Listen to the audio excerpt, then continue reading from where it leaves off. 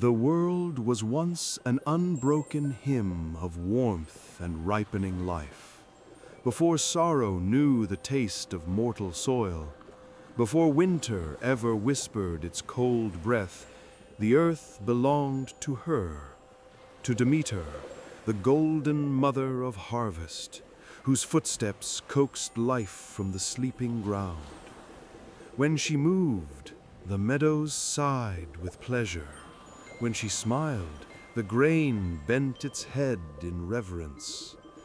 Every field, every stalk of barley, every pulse of living green was born of her tenderness. The gods called her gentle, but gentleness is only the surface of power. Beneath her serenity lived something deeper, a hunger to nurture, to protect, to fill emptiness with abundance. Her body was the earth's heartbeat, her skin the soft loam where seeds rested before awakening. The scent of her presence was that of new rain on fertile ground, and in her eyes one could see the turning of seasons, the endless patience of time itself. The mortals worshipped her not out of fear, but devotion. They felt her in their bread, in their children's laughter, in the slow rhythm of life's renewal. To them, Demeter was both goddess and mother, a being whose touch carried promise, whose anger could starve the world. She loved humanity as she loved her own creation, feeding them as the sun feeds the morning. But her truest joy, the one that made her divine heart tremble, was found in the presence of her daughter, Persephone. The very name tasted of spring. She was not yet the queen of shadows, not yet a figure of myth and mourning. She was youth in motion, a song of wildflowers and soft winds. In her laughter, the world found its melody. When she danced among the fields, her hair caught the light, weaving gold and green into the air. And Demeter would watch her, her heart swelling with that deep, wordless love known only to mothers and to gods. Together they shaped the days. The mother tended the soil, the daughter wandered through its bloom, scattering color and joy like petals on the wind. The world responded in kind. Rivers grew clear, trees bore fruit, and the air smelled of ripeness. It was an age of warmth, a time when every living thing knew its place within the harmony of the earth. Yet perfection, even divine, carries within it a shadow, and within the boundless love of Demeter lived the seed of sorrow, the fear of loss. For all creation is born from cycles, and even gods cannot hold what wishes to move beyond their grasp. Sometimes, as Persephone drifted further from her mother's side, Demeter would pause in her tending. She would watch the horizon where her daughter's laughter faded into distance. A tremor of unease would stir within her, faint, fleeting, but real. The fields would grow still for a breath, as if the world itself listened. Then she would smile again, convincing herself that such beauty could never be taken, that love was eternal. But the earth listens, even when the gods pretend not to. Beneath the roots of the fertile world, something ancient stirred, an echo of longing buried deep in the shadowed soil. The realm below, cold and forgotten, had grown lonely. It had watched the sunlight from afar, yearning for its warmth. Desire, even divine, is contagious. The darkness had begun to crave the light. Above, the days passed in splendor. The air shimmered with the scent of wheat and blooming poppies. The seas lay calm beneath the favor of the goddess. But in moments of stillness, when Demeter's hands rested upon the soil, she felt the faintest chill, like a whisper slipping between her fingers. She would pull her shawl tighter and turn toward the sun, refusing to acknowledge the change she could feel, a subtle shift, a promise of something ending. The other gods noticed too. They saw how fiercely she loved her child, how her affection bordered on worship. Hera teased her gently about it. Aphrodite only smiled knowingly, for she understood the hunger of love that consumes rather than frees. Even Zeus, from his distant throne, admired the balance Demeter maintained, so radiant, so maternal, so dangerously human in her tenderness. For it is not wrath or lust that moves the cosmos most deeply, but attachment. Love, in its purest form, binds even the divine. It can warm a world or wither it. And in the soft eyes of Demeter lived that eternal truth, that love, when perfect, becomes fragile. There were mornings when Persephone rose before dawn, wandering barefoot into the fields still heavy with dew. Demeter would follow quietly, watching from afar as her daughter gathered wildflowers. Red poppies, white lilies, small blue irises that trembled under her touch. The sight filled her with both joy and ache, for in that innocence she saw herself reflected, the maiden she once was, untouched by time or grief.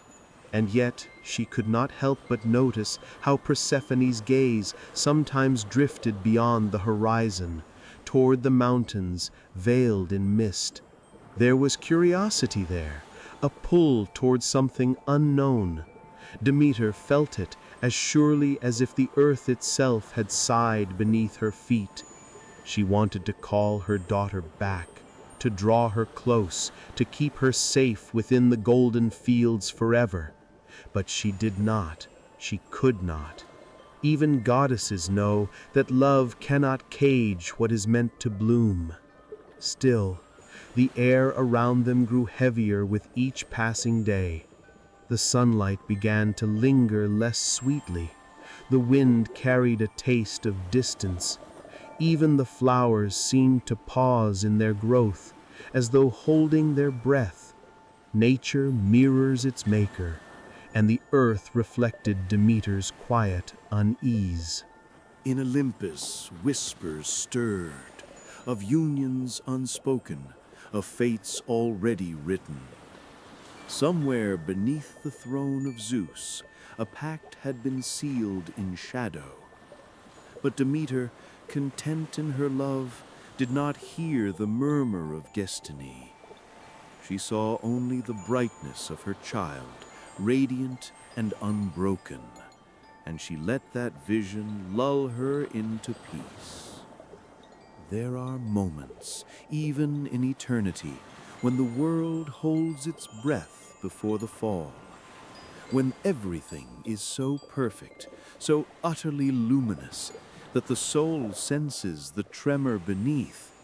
That was the world of Demeter before the descent, golden, trembling, unknowingly doomed to silence. In that age, even the air was tender.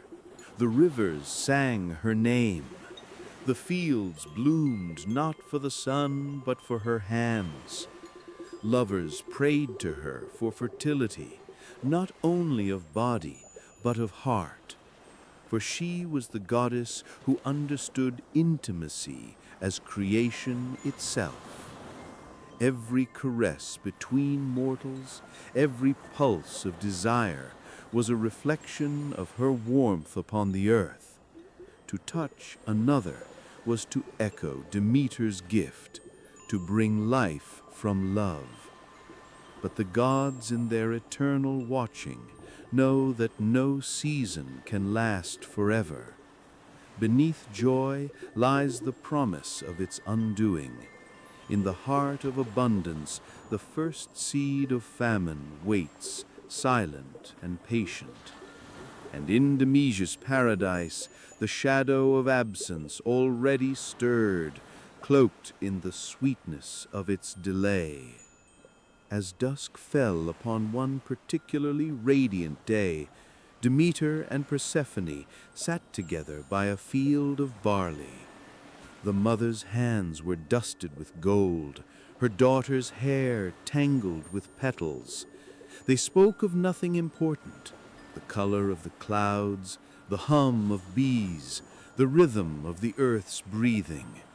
Yet beneath their words flowed something deeper, an invisible current of fear and tenderness, of love too vast to remain untouched. Demeter brushed a strand of hair from Persephone's cheek.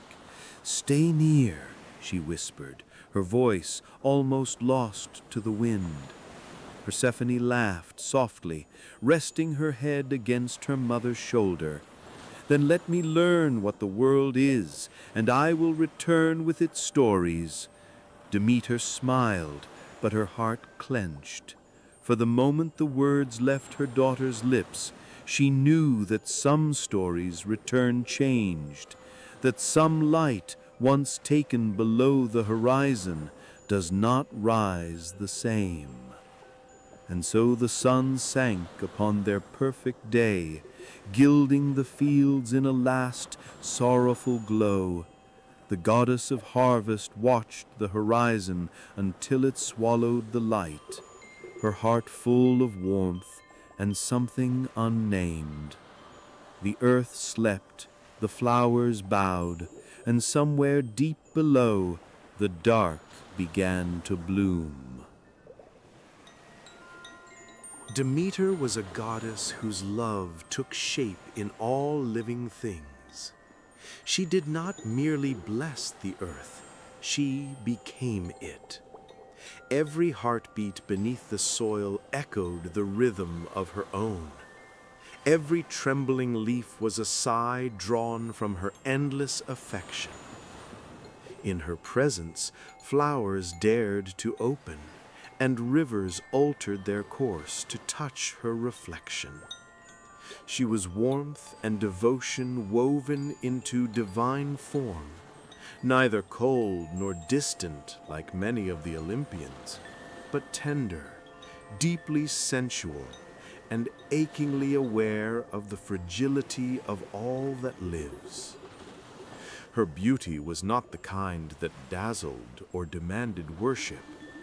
It was the quiet, consuming kind, like standing in the first light of dawn, when the air still hums with sleep and promise. Her hair was the color of ripe wheat, soft as wind-blown silk. Her skin held the warmth of summer, and her voice carried the rhythm of planting and reaping, a cadence that felt eternal. To look at her was to understand what it meant to be held by the world itself. Yet for all her grace, there was something deeply human in Demeter, a longing that no abundance could fill. The other gods might feast on praise and revel in their own power, but Demeter's satisfaction came only from giving. She could not exist without love. It was her essence, her sustenance. To nurture was to breathe. To lose what she loved would be to unravel. And so she guarded her joys as fiercely as she gave them, her heart an altar, both generous and afraid. The center of that heart was Persephone, her only daughter, her living masterpiece. Persephone was the echo of spring itself, delicate yet wild, pure yet curious, the perfect balance between innocence and awakening. When she moved through the meadows, the world seemed to exhale. Colors grew brighter, winds turned gentler. Her laughter made even the immortal gods pause, for in its sound was something that felt like eternity rediscovered. She had inherited her mother's golden hair, but in her eyes shimmered something different, the deep green of new growth, restless and alive. There was a yearning in her that even Demeter did not fully understand. Persephone loved the sunlight, but she also loved the unknown spaces where shadows pooled. She lingered at the edges of forests, drawn to the cool hush beneath trees. She touched the petals of flowers just before they closed, curious about the softness that came with their sleep.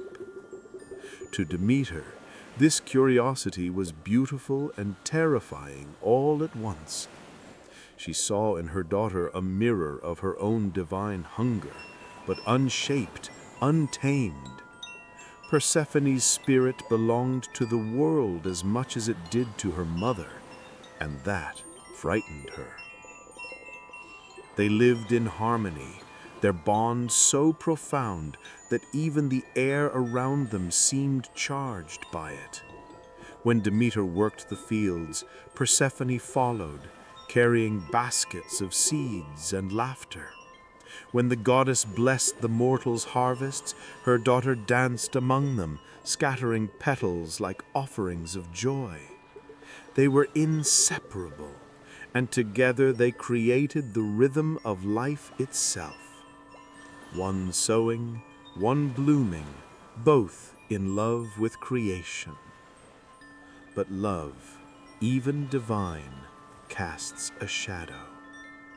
And in that shadow waited another, unseen, patient, and longing in his own way.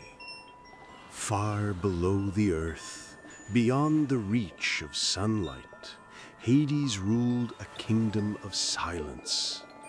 His realm was not cruel, merely forgotten, a place where souls drifted in muted remembrance, where time had no pulse. He was the god of the unseen, the keeper of ends and beginnings alike. His throne was carved from obsidian and bone, his crown of shadowed gold. Yet for all his power, he was lonely.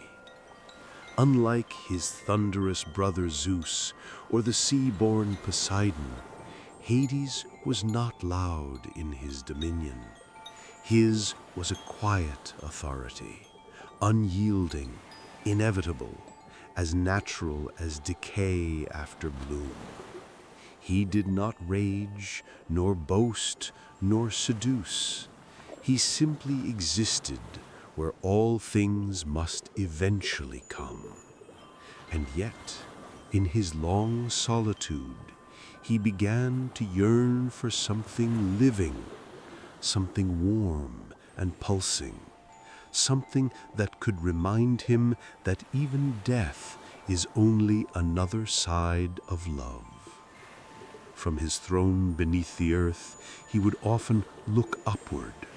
Through fissures and cracks in the world's roots, he could glimpse the glow of sunlight filtering through. Sometimes he would hear faint echoes, laughter, like bells carried by wind, Persephone's laughter. It reached him by accident, but it lingered like perfume. There was life in that sound, soft but defiant, fleeting but radiant. Each time he heard it, something inside him stirred, a longing so old it felt like memory. The god of the underworld, who had known every end, began to dream of beginnings. He told no one of this longing, not even his silent courtiers, not even the restless shades who drifted near his throne. Desire was dangerous among the gods. It revealed vulnerability, and Hades had long been the one who could not be touched. But the sound of that laughter haunted him, seeping into his sleep, turning his dreams into gardens he could never walk. Meanwhile, upon the surface, Persephone began to feel restless. There was something pulling at her, something beneath the edges of her awareness. When she lay in the grass, she would trace her fingers along the soil and feel the faint hum beneath it, a strange, deep heartbeat, slower than her mother's world. It frightened her at first, yet she found herself drawn to it. There was warmth in it, but also a coolness that tempted her skin like the promise of rain after heat. Demeter noticed the change. She saw her daughter pause more often, gaze into the horizon longer than before. The goddess would reach out, brushing the hair from her face, and smile with a hint of fear. The world above is wide enough for wonder. Do not go chasing the silence below. But silence, once heard, cannot be forgotten. One afternoon, as they walked together through fields of wheat, Persephone asked, "Mother, do you ever grow tired of the sunlight?" Demeter stopped, startled by the question. "How could I?" she said, smiling faintly. "It gives us everything. It warms us. It feeds us. But it also blinds," Persephone murmured. "Sometimes I close my eyes and see shapes in the darkness. They move like whispers. They make me feel alive." The goddess's heart tightened. "You are alive, my love," she said gently. "The dark has nothing to give you that the light does not already hold." Persephone nodded, but her gaze had already drifted elsewhere, to the shadow of the trees, to the horizon where gold turned to gray. It was then that Demeter began to understand the fragility of her joy. Love, even hers, could not stop the pull of curiosity, of change. For as the sun must set, so too must innocence yield to experience. Hades felt it too, that shift, that call. The boundaries between his world and hers began to tremble. He could sense her presence as clearly as he could feel the roots of the trees that reached down toward his kingdom. She was the pulse above his silence, the bloom above his endless night. And though he had not yet touched her, he began to love her, not as mortals love, but as the dark loves the light, with hunger, reverence, and inevitability. For Demeter, love was creation, the joy of giving life.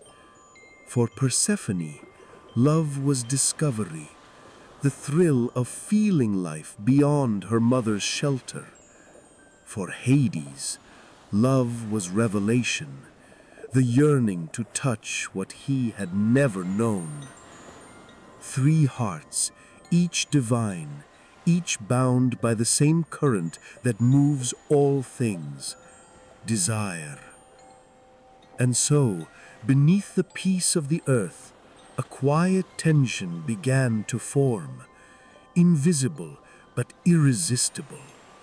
The fields were still golden, the air still sweet, but the balance was trembling. The world did not yet know it, but the first shadow of separation had fallen. Demeter held her daughter closer at night, as though warmth alone could keep her safe. Persephone dreamed of voices calling her name from below, and Hades, deep in his throne room of shadow, closed his eyes and whispered to the dark, soon. The air began to shift. It was subtle at first, the kind of change that could almost be mistaken for imagination. A tremor beneath the soil, a faint chill in the breeze. The world, once perfectly balanced beneath Demeter's gentle care, began to pulse with something new, something restless. The fields still bloomed, but their sweetness had grown heavy, ripening toward decay. The light lingered too long, as though reluctant to fade. The rhythm of life, once effortless, had started to tremble, and none could yet say why. Demeter felt it in her bones before she named it, a mother's intuition sharpened by divinity, a subtle unease that caught at her breath. When she called for her daughter, her voice seemed to echo too far. Persephone still came, still smiled, still laughed, but her eyes wandered elsewhere. The goddess told herself it was nothing, that she was imagining the distance. Yet every time Persephone turned away, Demeter felt the hollow ache of something loosening inside her, like the first crack in a vase long adored. Persephone herself did not understand the yearning that had begun to bloom within her. It came to her in dreams, cool winds brushing her skin, shadows that moved like silk around her. In sleep, she wandered through fields unlike her mother's, silver grass, dark skies filled with stars that pulsed like living hearts. And somewhere in that dream world, she heard a voice calling her name, deep, patient, and impossibly tender. She would wake with her heart racing, her hands trembling with a hunger she could not name. By day, she tried to return to her mother's warmth, to the golden safety of the earth above. But every time she knelt to plant a seed, her fingers lingered in the soil longer than they should. She would press her palm flat against the dirt, as though waiting for it to answer her. The ground beneath her had begun to hum with an unseen promise, something that whispered not of life, but of depth. Demeter watched her daughter and grew afraid. Love for her had always been creation, the act of giving endlessly without loss. But now that love began to feel like fear, a clutching, desperate need to keep what was slipping away. When Persephone laughed too freely, Demeter's heart clenched. When she walked too far from her sight, anxiety burned beneath her ribs. One morning, Demeter found Persephone sitting alone by a stream, staring into the water as though searching for something beyond her reflection. "You wander more than before," Demeter said gently, though her tone carried a tremor. "Do the fields no longer bring you joy?" Persephone looked up, her eyes luminous in the morning light. She said softly, "They do, but I feel something calling, not a voice exactly, more like a current pulling me where I've never been." Demeter knelt beside her, brushing a strand of golden hair from her face. She said, "The world is vast, and its shadows are hungry. You were born of the sun, child. The dark is not for you." Persephone smiled faintly, yet her gaze did not return to the light. "How will I know who I am if I never walk where the sun cannot reach?" The words stung. They lingered long after Persephone had gone, echoing like prophecy. Demeter tried to busy herself with the tending of crops, the blessing of rivers, but her thoughts returned again and again to her daughter's eyes, eyes that no longer mirrored her own. Beneath the surface of the world, Hades felt the same restlessness. The voice he had once kept hidden now grew stronger, clearer.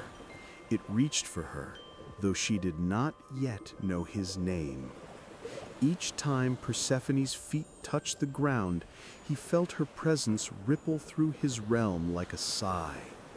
He would lift his head, his gaze piercing through layers of stone and soil, drawn toward her warmth. He had watched mortals fall in love, seen how desire could move them to madness, to devotion. Now he understood that madness. The god of shadows desired not to possess, but to complete. Her light called to his darkness the way dawn calls to night, inevitable, cyclical, cruel in its beauty. He knew she belonged above, radiant and free, yet he longed to show her the quiet tenderness of his world, the stillness, the forgotten beauty that thrived where no sun touched. He imagined her voice echoing in his halls, her laughter filling the spaces where only silence had reigned. And so his yearning deepened, transforming into an ache that filled even the underworld with longing. The boundary between their realms grew thin. One afternoon, as Persephone wandered further than usual, she came upon a meadow she had never seen before. It was unlike the others, wild, overgrown, and fragrant with flowers she did not recognize. Their colors were strange, purples that shimmered like twilight, blossoms that breathed perfume so intoxicating it felt alive. The air itself seemed to tremble. She knelt to touch one, a flower black at its heart, its petals iridescent as spilled oil. The moment her fingers brushed it, the ground beneath her quivered. A rumble rose from below, deep and rhythmic like the heartbeat of the world. The meadow split open with a sigh that was almost a moan. The scent of the flowers turned sweet and heavy, dizzying her senses. For an instant, the wind stilled, and then she saw him. Hades emerged, not in thunder, but in silence. The chariot of shadows bore him upward, drawn by horses as dark as smoke. His eyes were not cruel nor burning, but ancient, filled with patience, sorrow, and longing. The air around him was cool and fragrant, like the breath of evening after a sweltering day. He looked upon her not as a conqueror, but as one who has finally found the other half of his soul. "Do not fear," he said, his voice deep as the earth itself. "You are not lost." Persephone did not speak. The wind caught her hair, and her heart trembled. She should have run, she knew. Her mother's warnings echoed faintly, but her body did not move.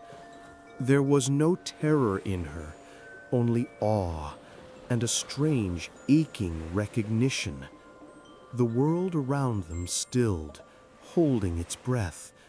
The sky dimmed, as though reluctant to witness what followed. Hades extended his hand, not forceful, but inviting, his palm open, his gaze steady. "Come," he said softly, "and see what lies beneath the bloom." Persephone hesitated only a moment before reaching out. Their fingers met, warmth meeting coolness, life touching death. The contact was electric, tender, final. The ground gave way beneath her feet. and the chariot sank slowly, carrying them both into the heart of the earth. The descent was not a fall, but a surrender. Around them, light dimmed to gold, then to amber, then to deep, endless shadow. Persephone's breath came shallow and quick.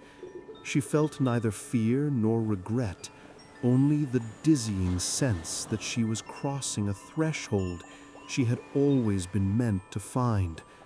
The air grew thick with the scent of damp soil and something sweeter, the perfume of change.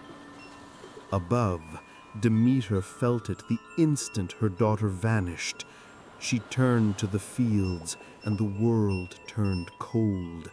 The wind stilled, the leaves ceased their rustling, and the first shadow of famine crept across the land. The goddess fell to her knees, her hands clutching the earth that had swallowed her joy. She called out Persephone's name again and again, her voice echoing into the emptiness. But the soil remained silent. Below, Persephone opened her eyes to a new world. It was dark, yes, but filled with beauty of its own. Soft light shimmering on cavern walls, rivers of silver threading through stone. The air vibrated with quiet music, a slow heartbeat older than time. Hades stood before her, his expression unreadable, his desire tempered by reverence. I have longed for you, not as the sun longs for day, but as the night longs for a star it cannot touch. Persephone's lips parted, her pulse unsteady. You knew I would come. I knew you would feel me, as I have felt you. And though the world above began to wither, the underworld bloomed for the first time. The world fell silent, not suddenly, but in a long, trembling exhale, as if the earth itself were trying to breathe without lungs. The fields that once danced beneath Demeter's light now lay still, each stalk bowing its head in mourning. The rivers slowed their song, their waters dimmed, and the scent of ripened grain faded from the wind. It was not death yet, but the foretaste of it, a vast, aching pause where life had forgotten how to move. Demeter wandered through her fields barefoot, her golden hair tangled by cold gusts. The soil that once welcomed her touch now recoiled, dry and distant. Every step was a question, every breath a wound. The world she had built with tenderness, the living tapestry of her joy, now reflected only her absence. Flowers wilted at her passing, their petals curling inward like closing eyes. Even the sun seemed to hesitate on the horizon, dimming its warmth in sympathy with her grief. "Where are you, my heart?" she whispered to the empty air. The sound of her voice seemed to vanish before it reached the trees. "What has become of your laughter?" She reached for a stalk of wheat, brittle and pale. It broke in her hand. The sound was small, but it echoed through her chest like thunder.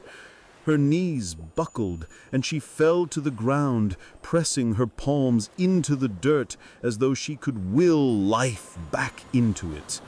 But the earth was cool, unyielding, the same earth that had swallowed her daughter whole. She pressed her cheek against it, closing her eyes. The cold seeped into her skin, up her spine, into her bones. She felt the pulse of the world beneath her, faint, distant, as if it too were mourning. "Give her back," she breathed, her lips trembling. The ground did not answer. Her grief became a tide, rising through her, unstoppable. It began in her chest and spread outward, turning her touch to frost. Where she walked, leaves shriveled. Where she cried, the sky grew dim. The goddess of fertility, who had once made the fields blush with color, now brought silence and stillness in her wake. Her sorrow was not rage, it was devotion inverted, love turned inward until it burned. Each tear that fell to the ground became ice. The animals hid, the trees held their breath, the cycle of seasons shattered. What had once been summer began to fade into something crueler, paler, a season without pulse. And yet, within her despair, there was a strange beauty. Her sorrow moved like a storm through the land, vast and terrible, but elegant. The fields shone with frost that glittered like stars, and the wind whispered her daughter's name through the barren branches. Even in desolation there was art, the artistry of loss, the sensuality of emptiness.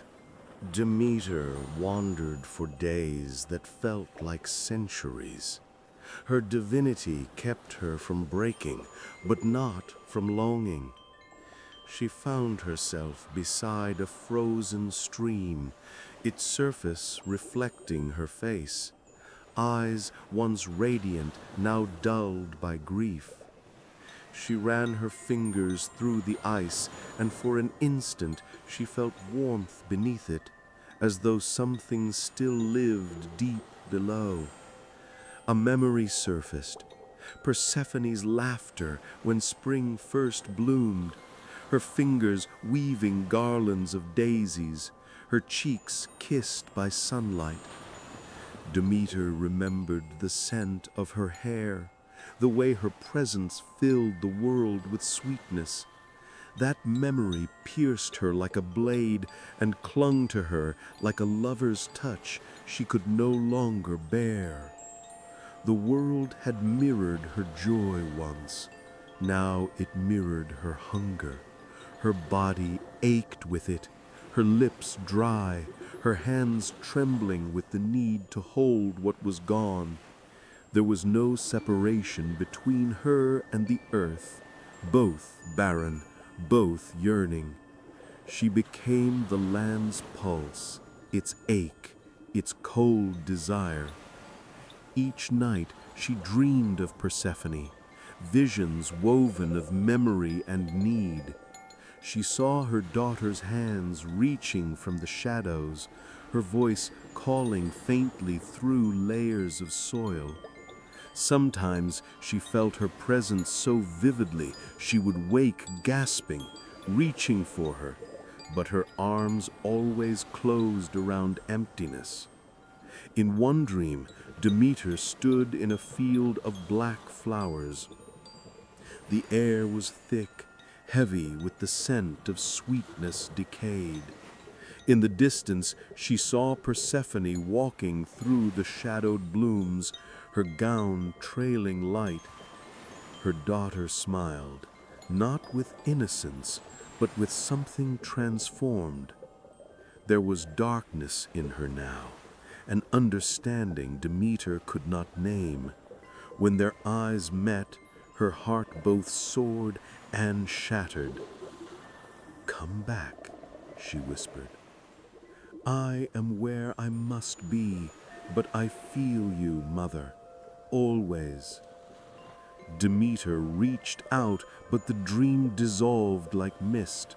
She awoke with tears cooling on her cheeks. And so her mourning became ritual, a slow, sensual descent into the body of grief. She would press her palms into the frozen ground until they bled. She would walk among the empty fields, whispering to the seeds that would not grow. Her breath came in sighs that turned to frost.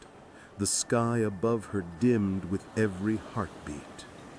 Each sensation, the sting of wind on her face, the ache in her chest, became sacred.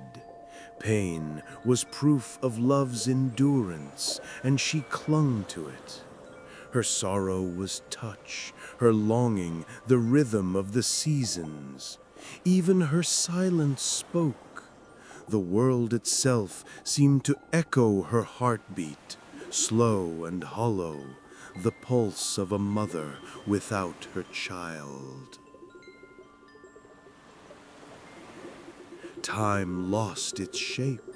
There were no days, no nights, only the steady chill of absence. The mortals began to suffer, their crops withering, their animals dying. They prayed to her, begged her for mercy, but she could not hear them. Their voices were distant waves against the shore of her grief.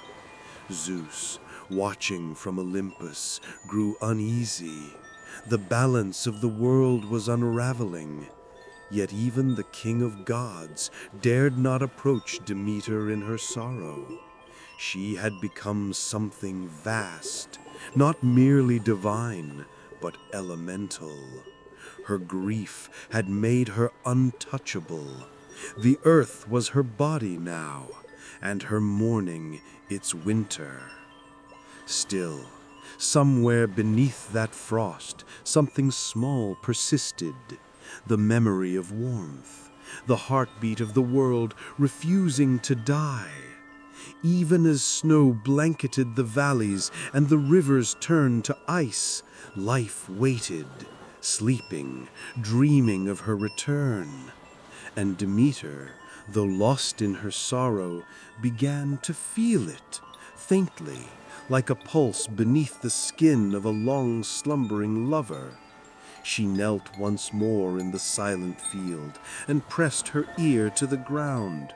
There, below the frost, she thought she heard a sound, faint, rhythmic, like footsteps approaching from far below. Her breath caught. For the first time in what felt like eternity, a tear fell not of despair, but of hope. It melted a tiny circle in the snow. Winter exhaled. But still she waited, suspended between heartbreak and promise, between the ache of loss and the memory of love. The goddess who had once ruled the harvest now ruled the stillness, the yearning that made the world pause for breath.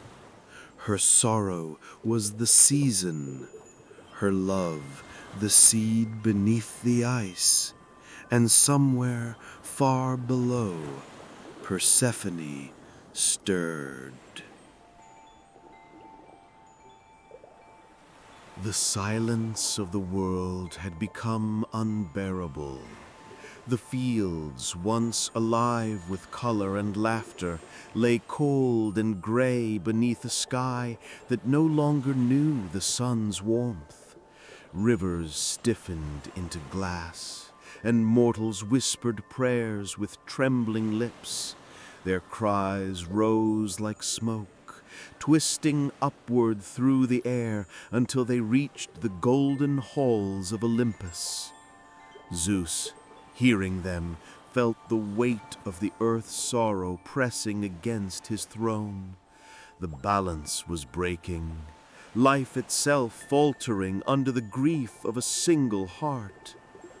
He gazed down upon Demeter, wandering among the snow-covered plains, her steps slow, her eyes hollow with longing. Even the gods pitied her, though few dared draw near. At last, Zeus summoned Hermes, the swift one, whose wings could cross any boundary. he said. Go, said the Thunderer, his voice soft but grave. Descend to the realm of shadow, speak to Hades, tell him the world withers in his keeping. Tell him that love cannot thrive where death alone reigns. Hermes bowed and vanished in a shimmer of light. The journey was long, spiraling down through the layers of the world until even light forgot its name. But when Hermes arrived in the underworld, he found no chaos, no cruelty, only a quiet kingdom humming with a strange beauty. Shades moved like mist, and from the stones themselves glimmered a dim, sacred glow. At the center of it all stood Persephone. She was not the trembling maiden who had once gazed at flowers in sunlight. She had changed. Her eyes now held depth, the twilight between innocence and understanding. Around her the land itself seemed to bloom. Even in shadow, her presence drew life from the stone. Beside her stood Hades, his expression solemn, but not unkind. When Hermes delivered Zeus's message, Hades listened without anger. He murmured, "The world dies because of love, and yet love is what gave it life. How cruelly the two entwine." Persephone stepped forward. "If my mother grieves, then I grieve too. The air above calls me, and yet so does this place." She turned to Hades, her gaze tender. "You showed me the beauty of what lies beneath, but I was not made to dwell in darkness alone." He met her eyes, his silence heavy with understanding. "And I was not made to let you go." The truth between them was simple and unending. Love, even divine, could not escape loss. Hermes bowed. "Then let it not be either or. Let her move between worlds, so that the living may know both growth and rest, joy and longing. Life itself is built on this rhythm." Hades' hand brushed Persephone's cheek, his thumb tracing the faint warmth there. He said softly, "Half the year, then, half in the light, half in the dark. When you rise, the earth will bloom. When you descend, it will sleep. The cycle will be your echo, and the world will turn to your breath." Persephone nodded, tears bright as dawn gathering in her eyes. She leaned forward, pressing her lips to his. The kiss was slow, tender, and heavy with farewell. It was not an ending, but a promise, one written not in words, but in the pulse of eternity. When she emerged from the earth, Demeter was waiting. The moment the soil stirred, the goddess fell to her knees, her heart racing, her breath caught between disbelief and desperate hope. Then a hand, delicate and pale, breaking through the frost. Then another. And finally, Persephone, rising like spring itself, her skin glowing with warmth returned from shadow. "Mother," she whispered. Demeter reached for her as if grasping sunlight after endless night. Their embrace was fierce, wordless. The scent of her daughter's hair, the same scent that had haunted her dreams, filled her lungs again, and the earth shuddered in relief. Snow melted where their feet touched. Green shot through the ground in sudden bursts. Blades of grass, buds of flowers, the awakening of all that had slept. Demeter wept, but her tears were warm now, glistening as they fell onto her daughter's shoulders. "You have returned," she said, voice breaking. "The world can breathe again." Persephone smiled, but there was a shadow in her gaze. "I will always return," she said softly. "But I cannot remain. The underworld is part of me now, as the sky is of you. My heart belongs to both realms." Demeter's fingers tightened. "No, you are mine, my light, my joy, my reason to love the world." Persephone shook her head gently. "I am your daughter, but I am also the bridge between life and death. You gave me roots, Mother, and roots must touch the dark to grow." The words struck Demeter with the weight of truth. She wanted to deny them, to claim her child entirely. Yet when she looked into Persephone's eyes, she saw it. The strength of the woman she had become, the calm wisdom of one who had touched eternity. Slowly, painfully, Demeter's grip softened. She brushed her thumb across her daughter's cheek. "Then let the world bear our rhythm," she whispered. "When you are with me, I will fill it with warmth. When you depart, I will let it sleep, not in sorrow, but in waiting." Persephone's smile trembled. "I will return with each spring to remind the earth that love never truly dies." And so it was. The cycle began. When Persephone walked the earth, flowers unfurled beneath her feet, rivers sang, and sunlight poured like honey over the fields. Demeter's laughter returned, soft and full, and the world bathed in her joy. But when the time came for Persephone to descend again, a hush fell over creation. The colors dimmed, the air cooled, and the goddess's heart grew heavy once more.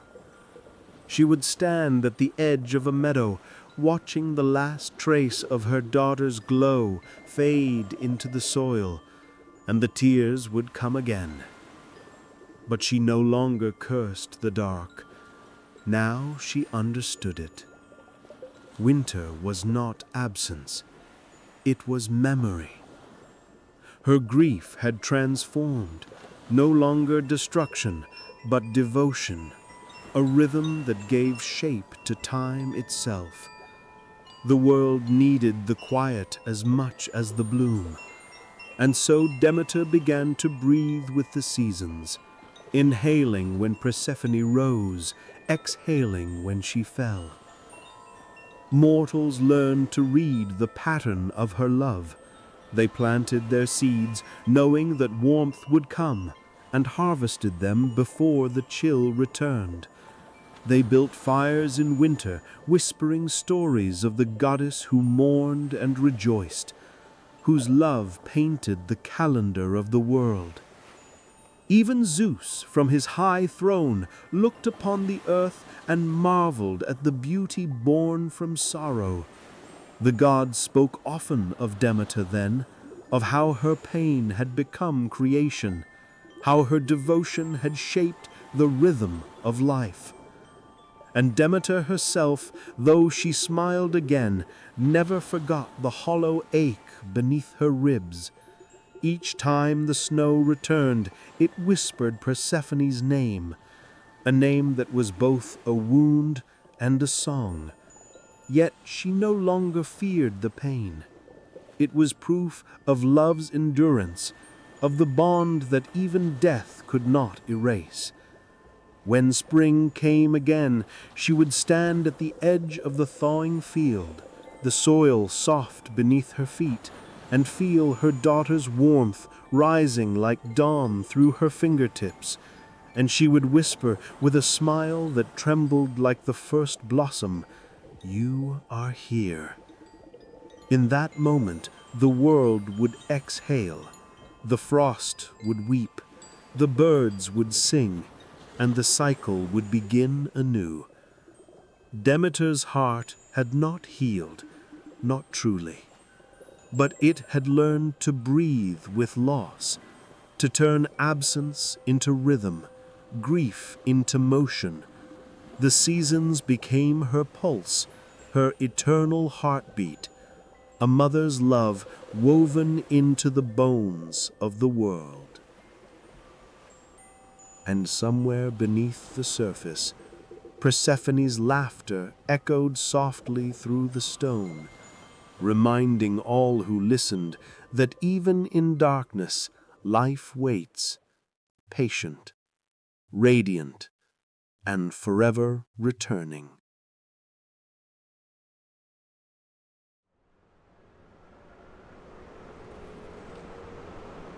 There are moments in the turning of the world when the air itself seems to remember. A hush before spring, a sigh before frost, and within those breaths, the echo of Demeter and Persephone lingers. Their story is not just written in the songs of poets or the whispers of priests, it is etched into the pulse of every living thing. The wind carries it, the rivers hum it, the soil dreams it. When one gazes upon a field of golden grain swaying beneath the sun, they see more than life. They see reunion. Each stalk, each petal, each fruit is a manifestation of return, the tender proof that love, though severed, finds its way back. And when winter drapes its quiet veil across the earth, that too is love, the love that rests, that waits, that endures the stillness with faith that warmth will come again. In every cycle of the seasons lies the reflection of what Demeter learned, that creation itself is born not of perfection, but of longing. The world breathes because she could not let go. Her grief carved the rhythm of existence. Her tears watered the roots of time. What greater power could there be than love that survives even separation?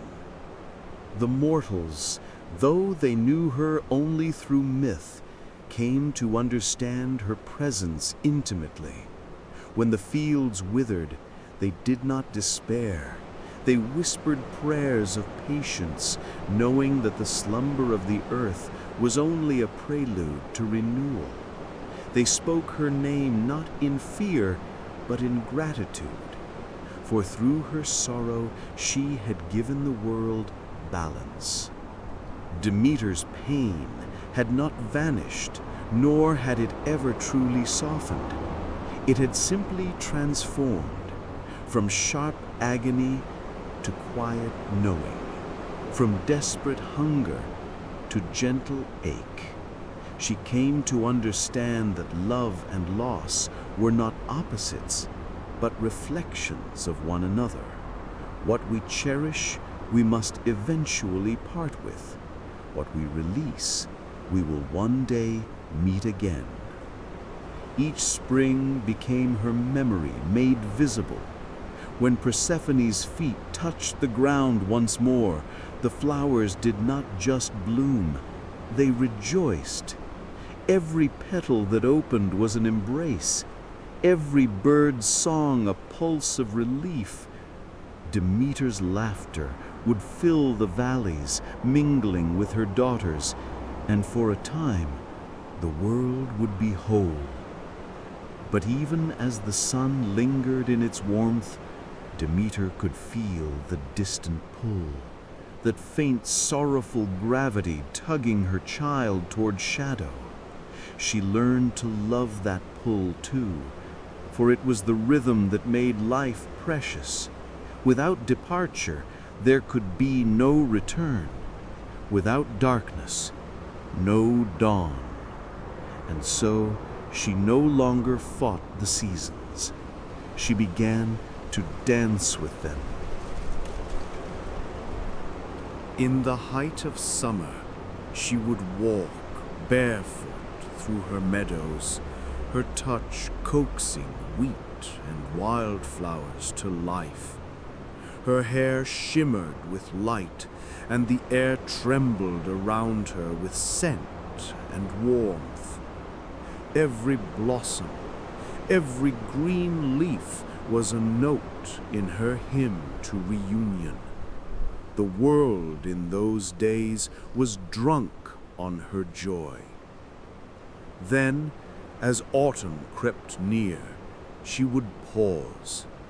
The colors would begin to fade, and she would stand at the edge of a forest, watching the leaves turn gold and red, as though the earth itself blushed with remembrance. She would close her eyes and whisper to the wind, "Soon." When Persephone descended once more, Demeter's heart would quiet, not shatter, not rage, but settle into the ache that she had come to know as sacred. She would let the fields fall asleep, covering them in frost like a mother tucking her children beneath a soft blanket. The cold was her lullaby, her way of holding on to what must rest. In this rhythm lay wisdom beyond the gods, a truth for all beings bound by time, that to love is to lose, and to lose is to love again. The pulse of creation depends on both. Demeter's story is not one of tragedy, though it was born from grief. It is a hymn to the persistence of connection, to the knowledge that even when all seems barren, life stirs beneath the surface, unseen but inevitable. It is the song of every mother who has watched her child step beyond her reach, the echo of every soul that learns to love through absence. Each generation that followed looked to her myth as a mirror of their own hearts. Farmers saw her reflection in their toil, the patience to sow, the faith to wait, the gratitude to harvest. Lovers found her in the ache of parting and the sweetness of reunion. Even the dying whispered her name, believing that in the sleep of winter lay the promise of awakening. And perhaps that was the gift Demeter left to the world. Not endless summer, not eternal joy, but the grace to endure change with tenderness, to feel the full weight of loss without letting it destroy the capacity for love, to understand that every ending is only half a heartbeat waiting for its return. The seasons continued to turn. The years became centuries, and still the pattern held. Bloom, fade, rest, return. Mortals came and went, kingdoms rose and fell, but the breath of the goddess lingered. Sometimes, on the first warm morning after a long winter, one could almost feel her, the touch of her hand brushing across the fields, her sigh soft as pollen in the air. And somewhere deep beneath the soil, Persephone would stir, her pulse sinking once more with her mother's above. The two would find each other through the rhythm of the earth, one calling, the other answering, their love shaping time itself. The world, in its quiet wisdom, never forgot that love was both gift and wound. Every petal that opened knew it would close. Every fruit that ripened knew it would fall. Yet still they grew, still they reached for the sun, because within the cycle lay the certainty of return. When night falls over the fields and the wind hums softly through the tall grass, one might hear it, the faint, eternal murmur of mother and daughter. Not words, but a song woven of longing and warmth, of memory and renewal. Demeter's heart beats still, slow and vast beneath the soil and through the stars. Persephone's laughter rings above it like silver light. Together they are the breath of the world, the endless conversation between life and death, loss and reunion. And when spring comes again, as it always does, the earth does not simply awaken, it remembers. It remembers the goddess who loved so fiercely that her sorrow became the turning of the seasons. It remembers the daughter who walked between shadow and light, teaching the world that beauty can bloom even in darkness. It remembers that every heartbeat, every dawn, every blossom is both an ending and beginning. So the world continues in the quiet rhythm of their love, tender, wistful, eternal. The frost melts, the seeds stir, the air sighs with warmth once more, and far below the roots the echo of their bond hums like a promise. Love will return, always.